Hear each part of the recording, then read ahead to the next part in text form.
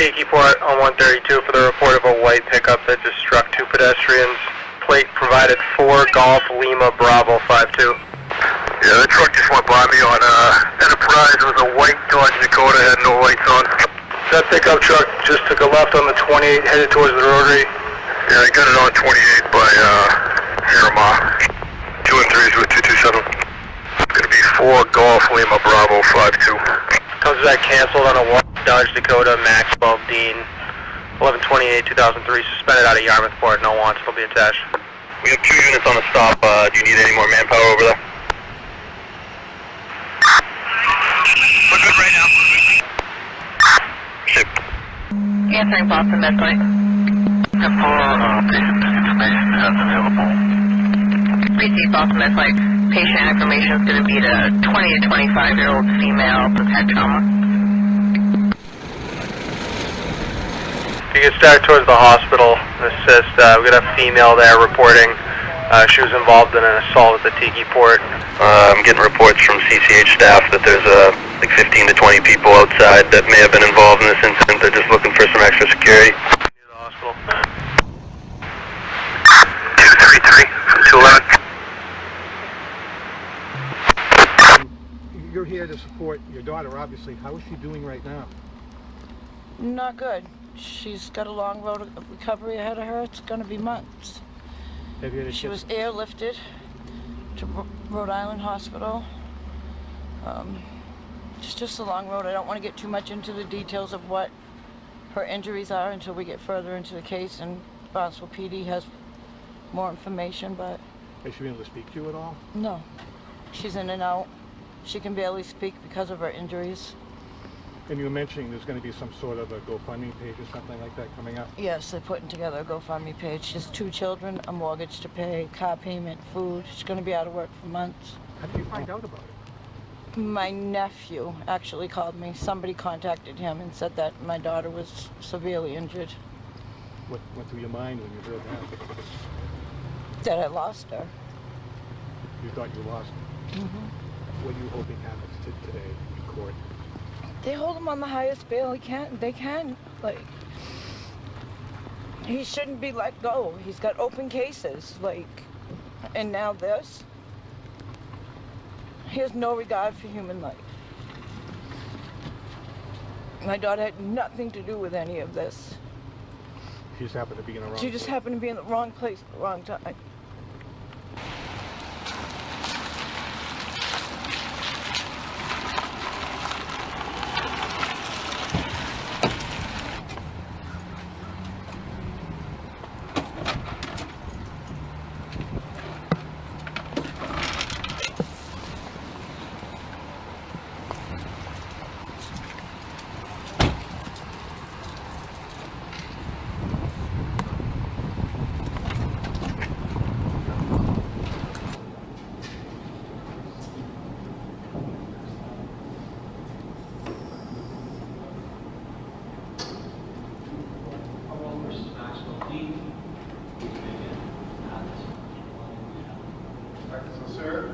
Sir, I'm focusing on me.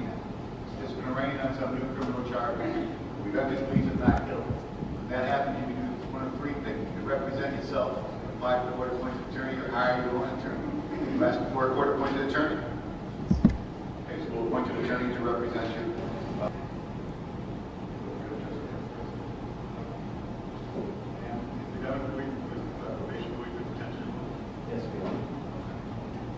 Bearing Massachusetts registration 4GLB52. At this point, they observed a truck traveling south on Enterprise Road, which did match that description of that truck. Officers arrived to the Tiki port where they observed a large group of people in the parking lot. There were approximately 10 people gathered in the area of the 2 crash victims. The 2 female victims of the crash were later identified as Kelsey Lima and Jade Pina. And due to the severity of Kelsey Lima's injuries, in particular to her head and face, Ms. Lima was transported by med flight to a Rhode Island hospital. There were several witnesses of this altercation, and they advised that a physical altercation had taken place in the parking lot near the rear exit door of the restaurant. The victim, Ms. Pena, also reported that the suspect's white pickup truck accelerated through the parking lot at a high rate of speed, driving towards Lima and her, and then striking both of them. Witnesses then said that the truck left the area. Officers were able to observe that white pickup truck traveling south on Enterprise Road with no headlights on. They were able to stop that truck and determine the operator of the truck to be Mr. Maxwell Dean, the defendant before you. They did note that the front bumper of that truck had fresh blood on it, as well as fresh damage to the vehicle.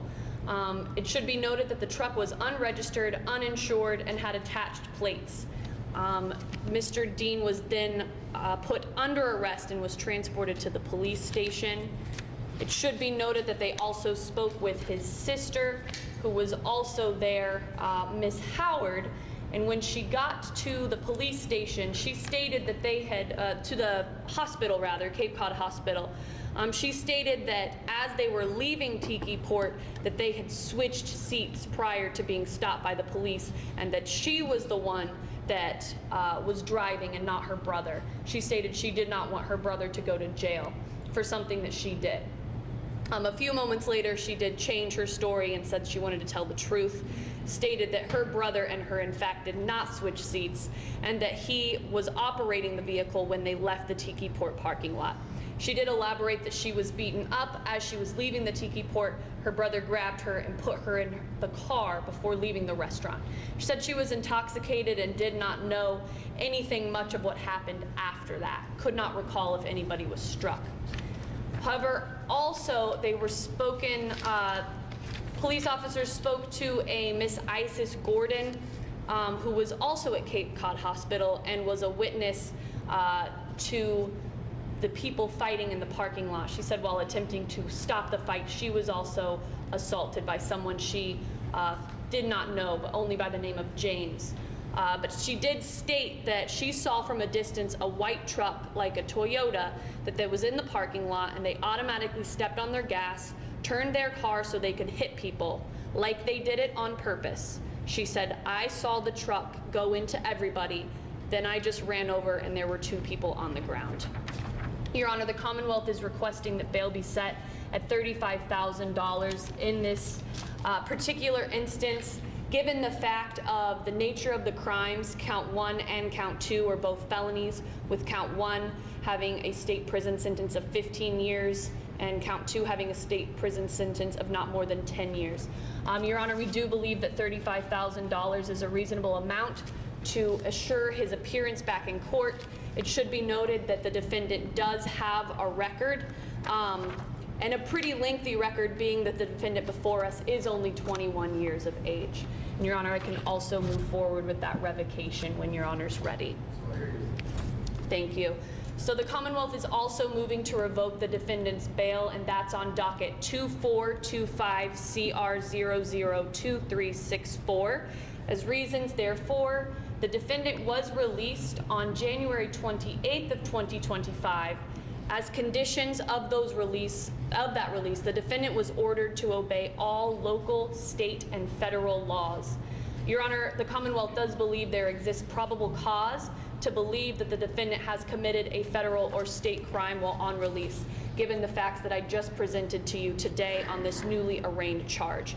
I will give a bit of background for that charge of the docket I'm moving to revoke on.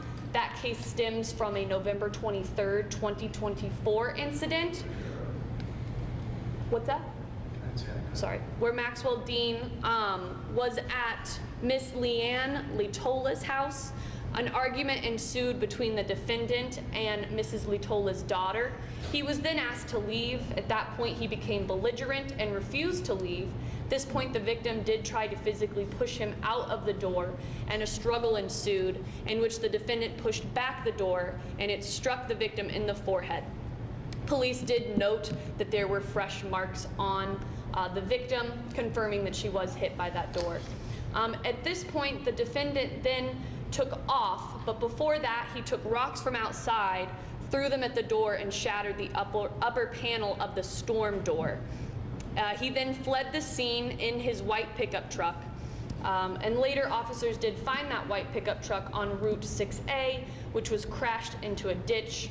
When they received word that that truck was there, they went to look for the operator, and he was no longer in the vehicle, although they did find a wet wallet on the ground with all of his identifying information.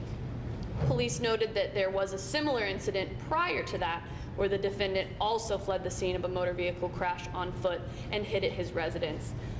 Due to this, the police then filed an immediate threat on his license. Your Honor, I do believe that there are no conditions of release that the defendant is going to abide by. I do believe that he should be revoked on the open docket, given the severity of the charges here, and given the fact that it was only 2 months ago that he was told to obey all local, state, and federal laws, and we see Probation next. Yes. Judge, on behalf of Barnesville Probation, with probable cause on behalf of the Probation Department that Mr. Maxwell Dean has violated the terms and conditions of his probation on docket 24251539, a charge that is leaving the scene with property damage, which he was given probation on 2/16/2024. Digit for the violation, Judge, is the new charge, docket 2525442, A and B serious bodily injury, A and B dangerous weapon, operating negligently, C personal injury, number plate violation, uninsured vehicle operating on a suspended license, unregistered motor vehicle license violation. This all happened on 3/23/2025 in Hyannis, and the facts were earlier read by the district. Yes. Yes.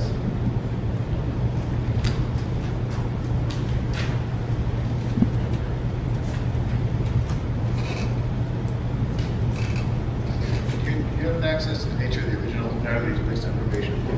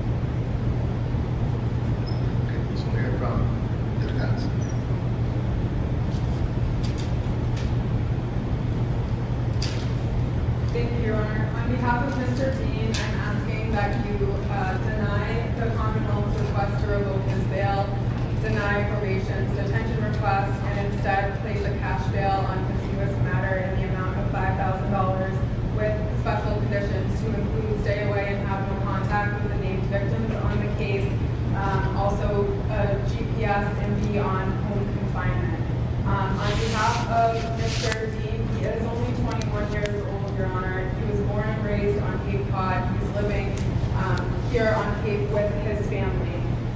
He does have a very supportive family. He's here today with his family, including his mom, his aunt, his girlfriend that he has 2 young children with, and he has many other friends and family in support of him here today.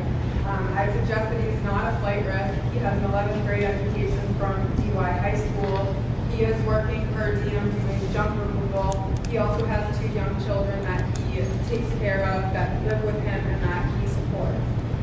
His mother, in addition to that, Your Honor, was recently in a car accident, and he does take care of her on a regular basis as well. I would suggest, in light of the facts, Your Honor, that Mr. Dean tells me that this entire incident was not intentional, that it was in fact accidental. I did file a motion to preserve any and all surveillance from the Tiki board, both inside and outside for the parking lot areas. He tells me that this incident occurred after the hours that the establishment was open, that he had gone into the establishment with his sister. He got into both verbal and physical altercation with a group of women. They tell me that there were probably at least 30 to 40 people that were inside of that establishment that saw what happened. He tells me that the girls got into an altercation and started physically assaulting his sister, who's present in the audience today. She did have to go to the hospital. She had multiple injuries to her face that were documented. She has bruises, cuts, and scrapes all along her. He was also beat up as well. He does have a black eye, as you can see, Your Honor. He tells me that he was merely trying to get out of the restaurant and get away and de-escalate the situation. He does tell me that when he got into the car that he just remembered trying to get out of there as soon as possible, and that he did not intentionally go after anyone, and that he was in fact defending his sister, who had sustained some serious injuries. I would ask that in light of all of that, that you deny the Commonwealth's request for a $35,000 bail and deny their request to revoke his bail, as well as deny probation's request to detain him. So besides asking for motion to reserve any video recording that might exist with regards to the arrest, right? This is not something that's presently in the possession of the government, right? I don't believe so at this time. So that's fine. But with regards to the 15A, what you requested? I'm asking that he be evaluated by a clinician today to determine if he is in need of further evaluation. Okay, that's going to happen tomorrow. So he's going to be held without bail until tomorrow. At least on that, we'll revisit the question of bail then. If the government can restate its position, you can restate yours, but he'll be held without bail to be evaluated on a 15A tomorrow. Not going to happen. Part of the third. Right. And again, with regards to the other matters, with regards to the revocation and the detention. You're asking for what? In regards to the revocation, I'm asking that it be denied, and in regards to the probation detention, I'm asking that that be denied as well. Okay. So as to the request for revocation, the court credits the information presented with regards to the basis for the revocation, finds probable cause that the defendant committed a crime while on release, and as such, the court revokes his bail for 90 days on that particular matter. This would be on 2425 CR 2364. Furthermore, the court notes that there were no conditions of release that were released to be assured that the defendant will not pose a danger to the safety of the alleged victims and or the community, and that the defendant is unlikely to abide by any conditions or combination conditions of release. So he's revoked on 25 CR 354. I'm sorry, 542. Right. 2425 364, I should say. 2364. Okay, that's what we're voting on. Yeah, that's what we're going to vote on. As to the request for revocation or detention on the bail, the court finds probable cause that the defendant has violated his conditions of probation. As such, orders that he be detained. So we'll put all matters on tomorrow. He'll be held without bail on all three. We're going to be revisiting the bail argument tomorrow. I'm here tomorrow. You can go in front of me. In the meantime, tomorrow in the morning, we'll get a doctor in to do the evaluation. Okay. Anything else? I do have to be in security for tomorrow if I can. Well, it's going to take some time for the doctor to do anyway, so. Right. I mean, it's going to take some time for a clinician to get involved and do it. Right. So, as soon as you can get here, please get here. They're trying a case of there. They're still trying a case of it. If you could just let the doctor reflect the fact that have it your call.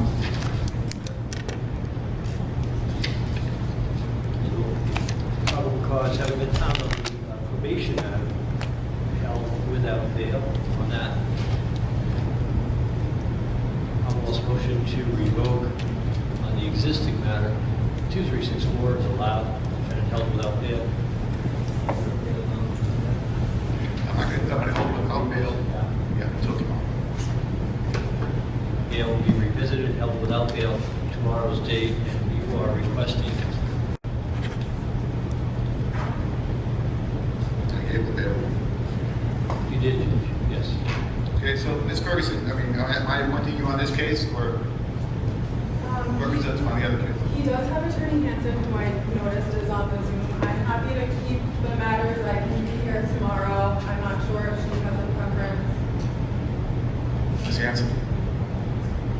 I'm here, Your Honor. I've represented him in the past. I told him that I could be here tomorrow if he wanted me. I wasn't sure if the court was going to keep Attorney Ferguson or was going to appoint me, but I'm available as well. I'm going to ask you folks to tell me what you want to do. I'll put both matters on tomorrow, and we'll appoint Ms. Ferguson for sure for what we did today. And Ms. Hanson, you'll remain on the case until tomorrow. Either you tell me if the other person is taking the case.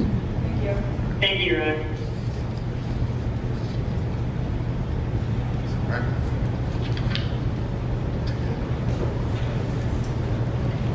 That's it, right? All right, thank you. No, we'll wait until tomorrow.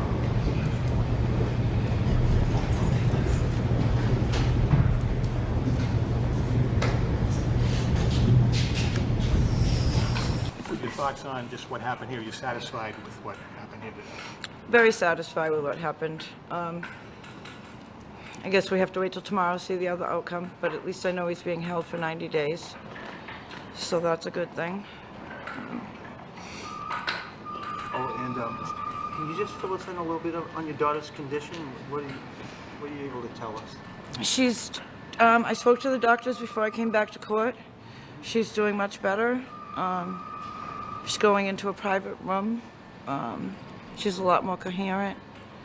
So I'm, hopeful for her to be home soon.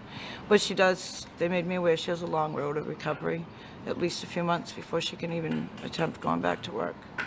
And she's going to be in Providence. Is that where She's in Rhode Island Hospital now. And she's going to be there for, we don't know how much she's going to be. I don't know how long, yep. All right. But Anything else you want to add about this, or? no, I'm just glad with the outcome today. I want to thank Barnstable PD for being so vigilant and getting all the details they needed to before they brought it in front of a judge. So, yeah, I'm happy. Do you get a chance to see her soon, do you think? Or? I'm leaving now to go right to see her. Thank you. Thank you. Thank you, guys. See you guys later. See you.